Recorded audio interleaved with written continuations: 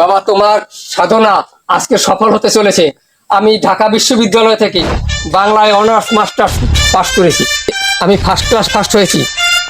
বাংলা বিভাগে আমি first class first হয়েছি। বড় বস করছো এ সবেদার এ গফার এ আব্দুল এ সোবান এ কাদের কিরকম আছো এদিকে এ সখা এ মধু এ কালু এ নিরঞ্জন কিরকম আছো এদিকে শিগগির আমার ফুলে পাস করছে এত বড় পাস করছে। বাবা, আজ আমি যার জন্য এত বড় সেও আসতেছে অনন্যা। ওর প্রেরণার উৎসে আমি আজ এত বড় হয়েছি। তোমার স্বাদ আহ্লাদ সবকিছু পূরণ হয়েছে ওর জন্যে।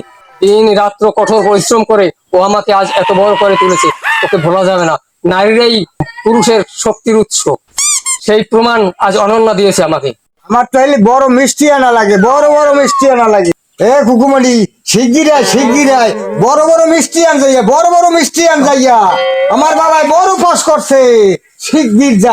আমি গ্রামে যাই, আমি মানুষজন বলাই আনি, তুই যা কুকুমণি তোর যা মিষ্টি আন। হ্যাঁ বাবা, গ্রামের সবাই যেন আবাল বৃদ্ধ বনিতা সবাই যেন মিষ্টি পায়, সবাই যেন আমার পাশের মিষ্টি পায়। তোমাকে ছেড়ে তো আমার অনেক দূরে চলে যেতে হবে চাকরিতে। তাই? হ্যাঁ, সহকারী অধ্যাপক পদে সরকারি কলেজে আমার চাকরি হয়েছে। কোন কলেজে? বরগুনা কলেজ। কত টাকা বেতন? বেতন স্যালারি বলা যায় না, তবে অনেক টাকা বেতন হবে আমার। চাকরি হওয়ার পর আমাকে ভুলে যাবো না? না, তোমাকে ভুলে যাবো না সই। তুমি তো আমার আপন মানুষ। তুমি আমাকে শ্রম দিয়ে সাধনা দিয়ে অনেক বড় করে তুলেছো, তোমাকে কি করে ভুলে যাই। এই যে বাবা, আমার চাকরি হয়েছে বরগুনা সরকারি কলেজে, সহকারী অধ্যাপক পদে আমার চাকরি হয়েছে। অনেক টাকা বেতন আমার। বাবা, তোমার সফল সাধনা সার্থক হয়েছে। এই যত কিছু করেছি আমি এই অনন্যার জন্য। অনন্যা হইল আমার প্রেরণার উৎস। মেয়েরা যে পুরুষের সাধনার উৎস, শক্তির উৎস, আজকের অনন্যা প্রমাণ করেছে।